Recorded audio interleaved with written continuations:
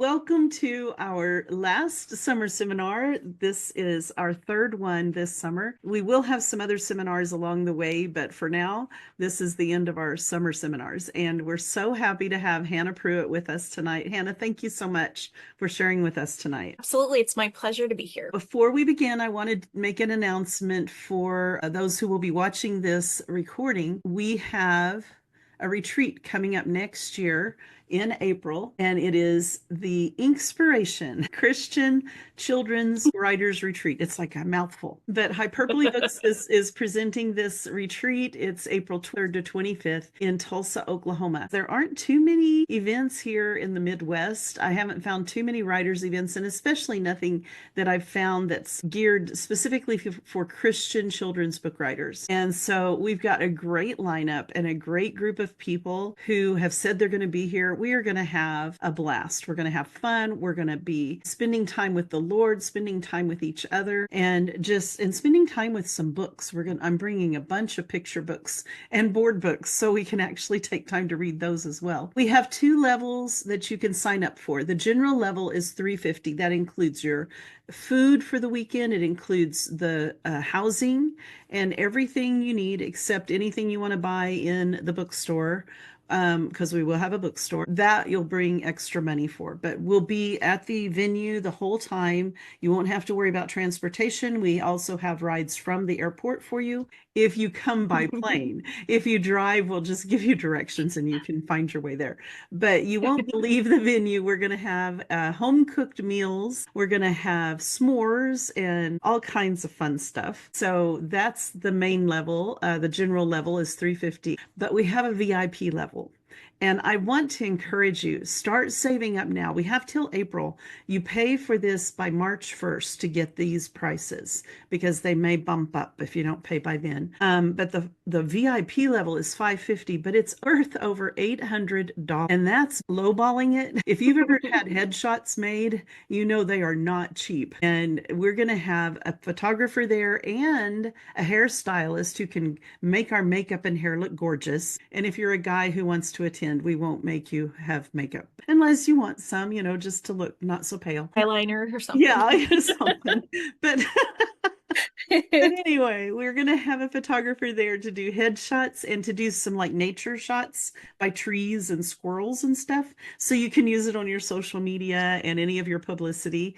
And so that is included with the $550. In addition, you get a one-on-one with one of our guest speakers, Heather, Hannah, or Dawn, and when you fill out the registration form, you choose which one you want to have a private coaching session with. And then you also can turn in one of your works in progress for a professional critique. And you can choose which person you want to critique your work on the registration form as well. I highly recommend you go to terriehillardbrown.com at the Hypurpley page and go ahead and fill out that form to let us know you plan to attend. And then we'll send you an invoice so you can pay, actually in February, so you can pay by March 1st, or you can pay now and reserve your place. We only have room for 15 writers. That's why it's such an urgent thing to go ahead and fill out that form and let us know you're coming. And if you have any questions, you can email me, you can ask me. But if you notice, Hannah, who's sharing with us tonight, is one of our main speakers and coaches at the event in April. So we're so excited to have her here tonight to share with us. And let me just show you a couple other things here. We have Dawn Stevens is sharing. She's the one who wrote the Little Pot series of books. Hannah will be sharing. We have this wonderful worship leader, Lindsay Dawn Dale. She is just an amazing worship leader. She's going to be with us on Thursday night for worship. And Heather Sudbrock is going to be doing an early bird class at 3 o'clock on Thursday, the 23rd. Then I'm going to be sharing the devotional and the closing discussion at the end of the event. We are just going to have the best time. We have the schedule so you can see exactly how it's all broken down. And then we have a picture of where we're going to be. If that doesn't make you drool for a retreat, I don't know what will. Because it's gorgeous. It is going to be in April, so it'll probably be too cold to swim, but hey, we can look at the pool longingly and wish we could. Or we can be polar bears and jump in. I don't know. But it's going to be an amazing time. So we hope to have 15 writers join us, and we just want to have the best times. Like I said, any questions, just email me. I'm happy to answer them. All right. Well, that was a long advertisement, but I'm really excited. I'm having so much fun planning this. I love planning events, and this is just so much fun. Okay, Hannah, let's just jump right in and share. And then at the end, if I have any questions, I'll try to think of questions people might want to ask, and we Sure. can have some time for that. But otherwise, the floor is yours. Well, thank you so much for having me. Tonight, we're going to share a little bit about tips and tricks for working with a freelance artist. I'm going to see if I can be technologically advanced and share my screen. Let's see how it goes. Okay, share. Ha! Yay. Hooray me. Oh, Except that's cute. now I gotta do the Present. oops, one sec. One moment. I just need to get to the little Sherry screen, but my little, there we go. There. I'm so sorry. The little Zoom thing was right where the present thing was. Okay, here we go. I hate when that happens. I wanted to start with just a little introduction. I'm a self-taught artist. I've been a lifelong storyteller from the time I was little. I was always telling myself stories, writing and drawing stories. I've been drawing since I was about 3 years old. My parents were very kind and always kept me stocked with art supplies of all kinds. I started with crayons and then moved on to markers, and they've always been very encouraging and supportive of my art, which I'm so thankful for. I have illustrated 5 books, 2 of which are not published yet. I've done 3 book covers, and then I've done various art commissions used for everything from book character art to gifts to theater souvenirs, which has been really fun. I'm actually in the middle of a slew of art commissions right now, so I've been keeping very busy this month with those. And I'm currently represented by Jen Babakan of Books and Such Literary Management, and I'm in the process of working on my first children's book proposal for traditional publishing. So I am very excited about that, and hopefully we'll be able to share more with you guys soon on how that is going. So I wanted to start with just talking about what can a freelance artist create for you. So the first thing you probably think of is book illustrations. For instance, picture books, illustrations for middle grade books. A lot of times, some middle grade books will have little black and white illustrations throughout. In fact, I just finished an art commission where I did a series of little black and white illustrations for someone's middle grade book. Sometimes YA books will have illustrations, or at least a book cover, and gift books are another category where sometimes you can use an artist for that. And of course, just pictures for book covers in general. So those are some of the more directly tied into books things that an illustrator or a freelance artist can do for you. And another option is book swag. And I actually get a lot of requests for this, especially when people are releasing a new book and they need some things to give away to promote their book. So I've done things like stickers, marks, cards, and the like. I've also done a few small logos for blogs or podcasts or those sorts of things. So those are all some of the things that you can hire an artist to do for you. I wanted to give some examples of the art process. This one is mine. I also reached out to some other artists online just to see the variety, because I know everyone does things a little bit differently. So as I've written here, I start with a discussion about the project, typically over email, to see if I think the author and I are a good fit. After determining the number of artwork pieces and the deadline, I create a contract that we both sign. I require a 20% down payment before the beginning. The rest of the payment is due once the artwork is finished. My process is collaborative, so I send the author updates along the way, starting with a rough sketch, then line art, then basic colors. Changes can be made in these stages. Minor changes or 2 more involved revisions are free. 3 or more revisions, or revisions that require more than 2 hours of work, are an additional $10 per hour. And I basically had to make that change because when I first started this, I wasn't very good at setting healthy boundaries, and I would end up doing a lot more work than what I was charging for, and it was very stressful. So I typically try to keep it within those first 2 revisions. Just really do try to be aware of people's budgets and work within those. But I just had to set that so that if I end up with a client who is very particular, then I have those boundaries in place. Once I begin the shading and final touches, changes cannot be made without additional payment, just because it's a lot harder to make changes once I've started that shading. Prices vary according to detail and size of what you're looking for. So this is another artist online, Mariposa Artisteo, I believe. She actually has a book published with Enclave now, but she also does art commissions. So this is an example of her process. I have clients fill out a Google form to determine if we're a good fit for the project, and then I contact them and we discuss more details like pricing and the art process. Once we've finished the discussion phase, I send the client a contract and the illustration process begins. I start with a few rough sketches and then show them to the client to get their thoughts and make any necessary changes before proceeding to a more finalized black and white outline. I usually provide clients with updates throughout the process and show them the artwork at key points to make sure I'm capturing their vision for the piece. My rates are based on the type of artwork, such as portrait or full body, plain or detailed background, etc. Hannah Muldery is another of my friends whom I absolutely love. I talk with my clients over email, message, or the phone and take notes. They send me any images. Once we agree to move forward, I accept 1/2 of the payment, with 1/2 being promised upon completion. I send my clients images as I progress, several sketches to get approved and tweaks to be made, a more fleshed out image where it's still possible to adjust colors, etc. Then the final image once approved, and we exchange the image and payment. So it's really fun. It was really fun to me talking to all these different artists and seeing the different ways that people do things. And you can see there's some similarities in all of our processes, but I just thought it's helpful to kind of hear how different artists do things so that as you're looking to work with an artist, you kind of know what to expect. The last artist I spoke to was Laura Hollingsworth. She has done a lot of illustrations for a lot of Enclave authors and several other Christian authors. She says, I charge per project based on the type of artwork. I've drawn enough illustrations that I have an idea of how many hours they take me. I have a general hourly rate I try to aim for, but I'll keep working on an art piece until both the client and I are happy with it. I normally take the payment up front. If it's a more expensive commission, I can take half upfront and half when the artwork is completed. I send clients an update every time there's a major change to the artwork: concept sketch, rough coloring, almost finished, and the final artwork. At any stage, they can ask for changes. Now, I believe that Laura typically does more postcards, book swag. I don't know that she does as much with full book illustration. Most of the things I've seen for her are like character pieces for the authors, but she also does a fabulous job. So how can you help the process as a client? One of my major goals with this is just helping people have as smooth of a journey as possible with their artist. You know, the goal is really for both artist and author to have fun creating this piece together, whether it's book illustrations or character art. You want it to be a fun collaborative process. That's at least my goal when I work with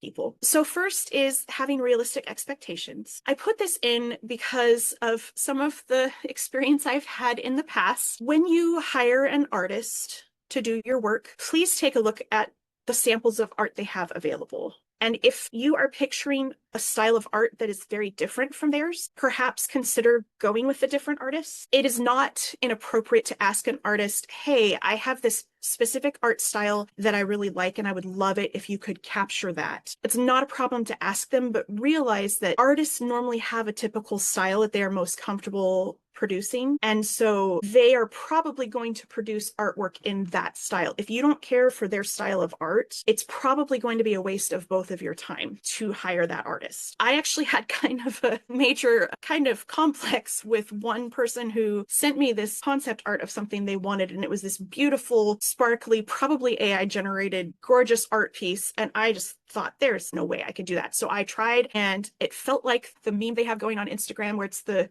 music played really badly on the recorder and it shows the expectation versus reality. And I had just finished a huge illustration project and I felt so confident in my art.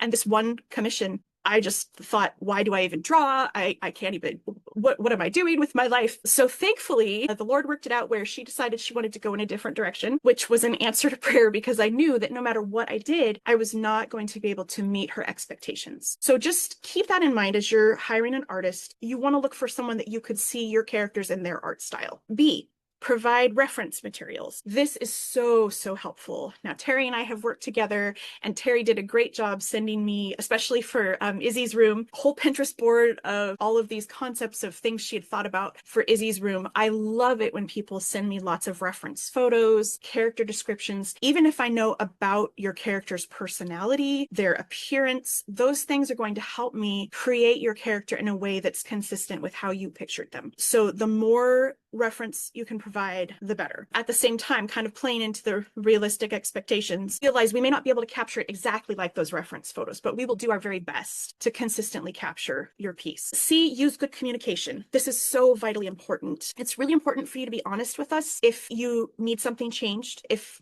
we haven't quite captured your character the way you were thinking, please let us know. We would rather know.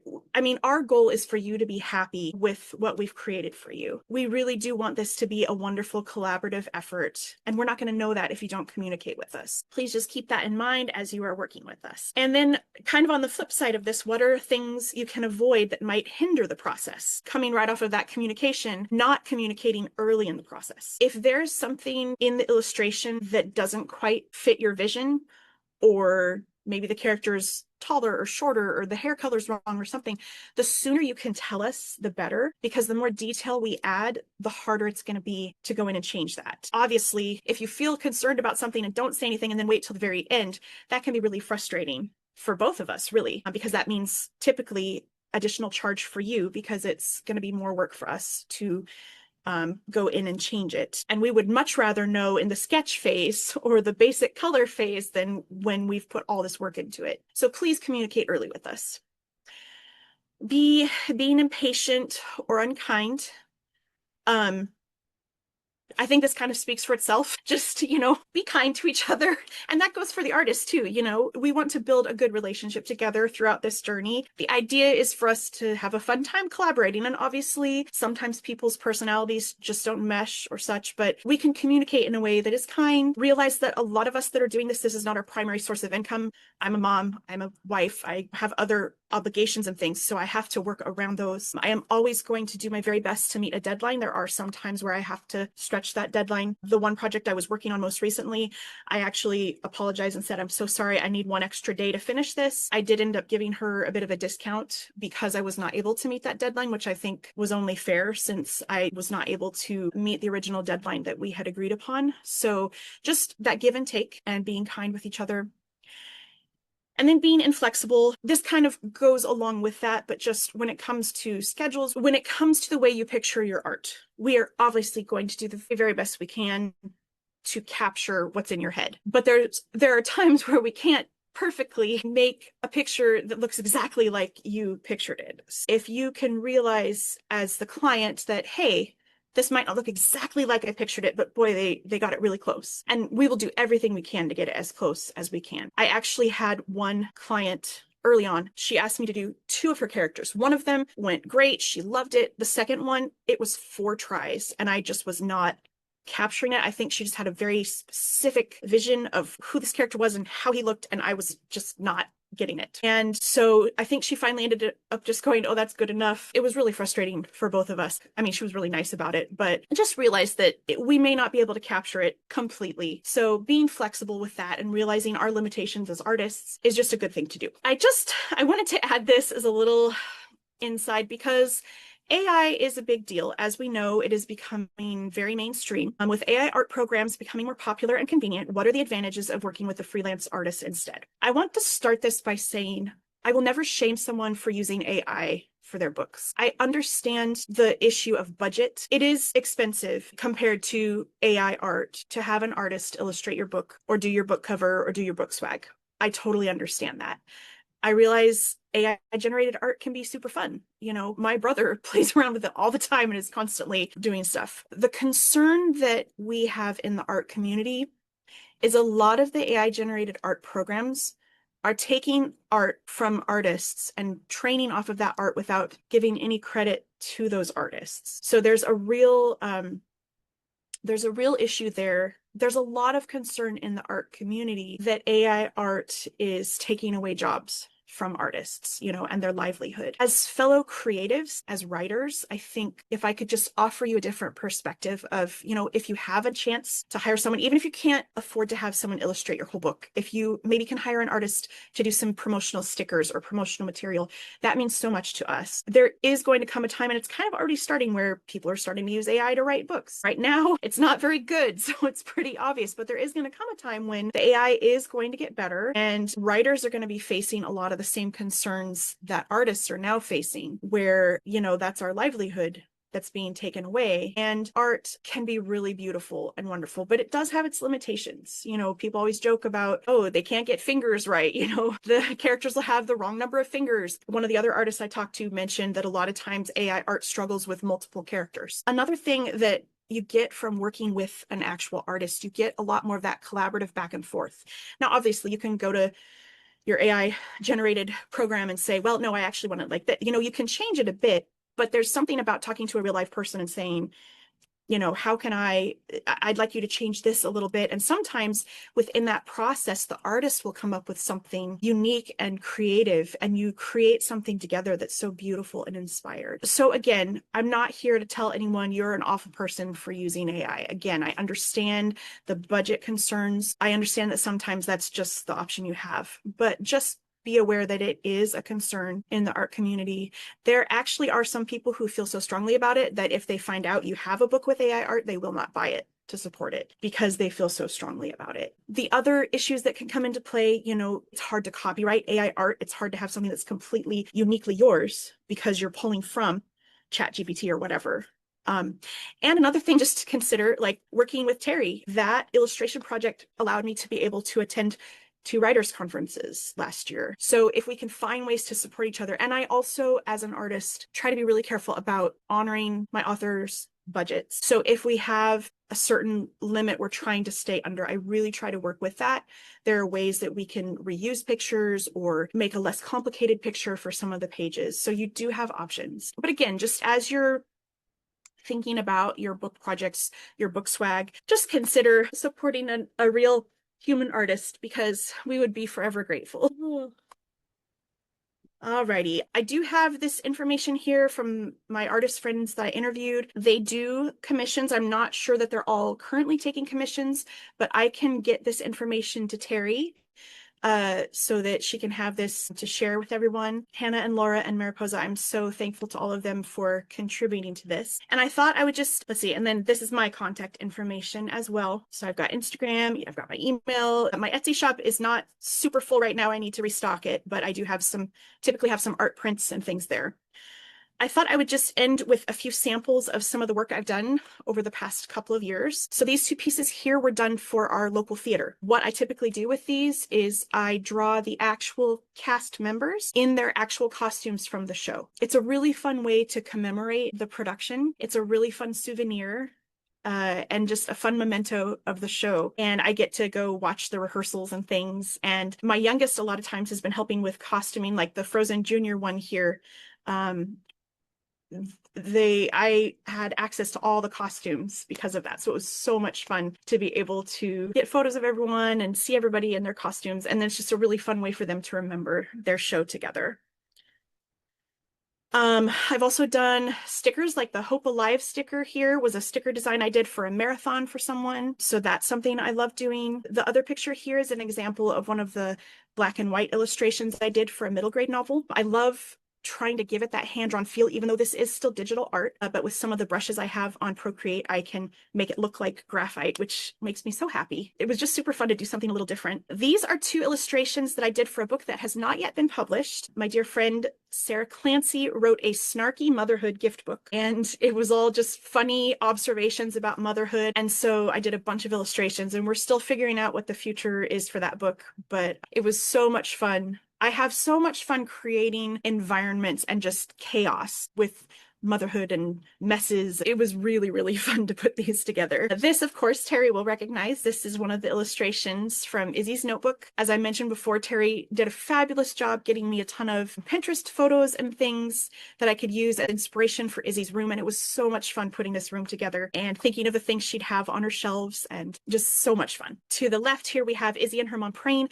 This is another thing I will do for less expensive illustrations, is just do a PNG file with just 2 characters. You can place it wherever you need to on the page. It's a lot less detailed, so it's a lot less expensive. To the right here is one of my illustrations from my In My Dreams book that I illustrated for Bob Page. This illustration was set in Japan. After doing this, I decided I never wanted to draw a cherry blossom tree again because it took forever, but I really like how it turned out. It's so beautiful. That was one of the illustrations I did for him. And this is another one from In My Dreams, where the kids were having tea with geese in Tennessee. It was really, really fun coming up with that. And then we have an underwater one also from In My Dreams. This one and the geese one were double page spreads. So, and the white boxes are for the text. So that was really, really fun to get all that detail in there. And then this is just a basic guide to my prices, which I believe is on our Hypurpley website, but I thought I'd just share it here as well. So this is the typical pricing guide. A lot of times we can negotiate, work things out, but I try to keep it pretty affordable. So that is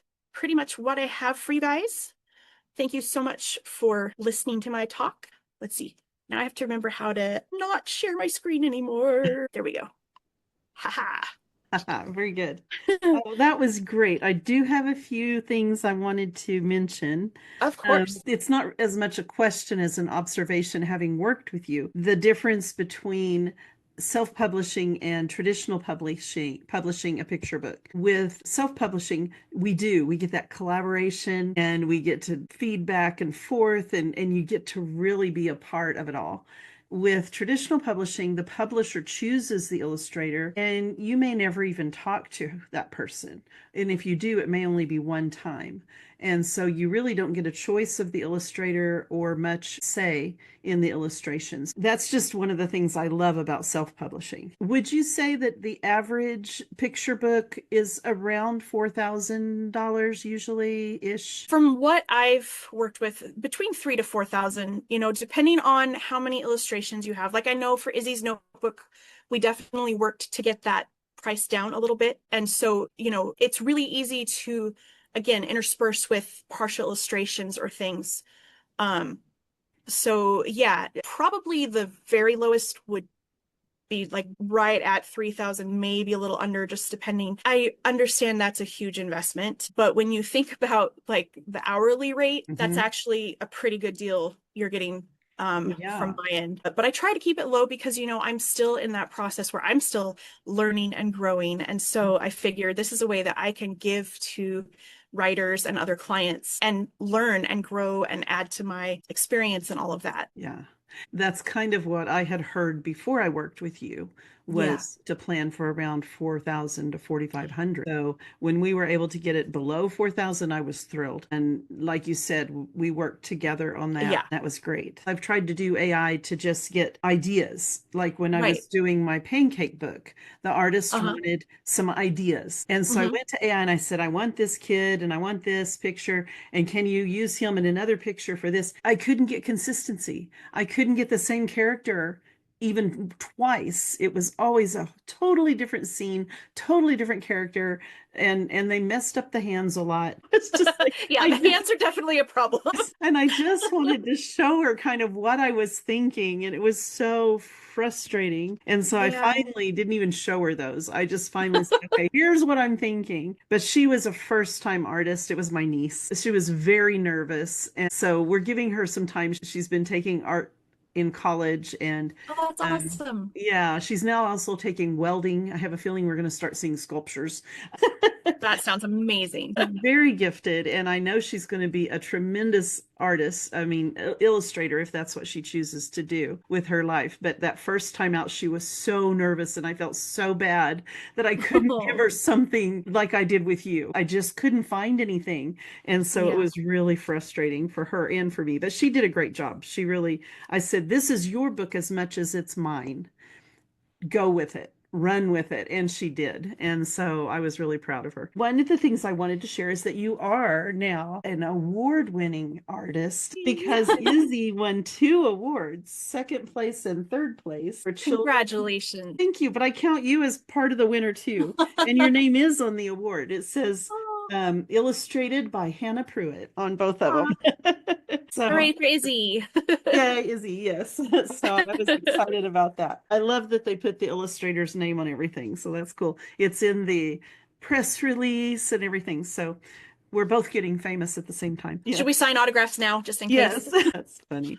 But I do have to say, and I have to also let people know, if you want to sign up the other Hannah, right now is not the best time. She just had a baby girl. And so she's a little busy right now. But pretty soon, I'm sure she'll be back taking commissions again. But right now, I think she's loving being a brand new mom. So we're just thrilled Yeah. for her. So I'm just so excited for her and her husband. They've been Yes. really hoping. Well, she was in the hospital for like weeks before the baby was born of complications, and oh my goodness, so we are so thrilled that she's here now. She's Yeah. healthy, mom's healthy, everything's good.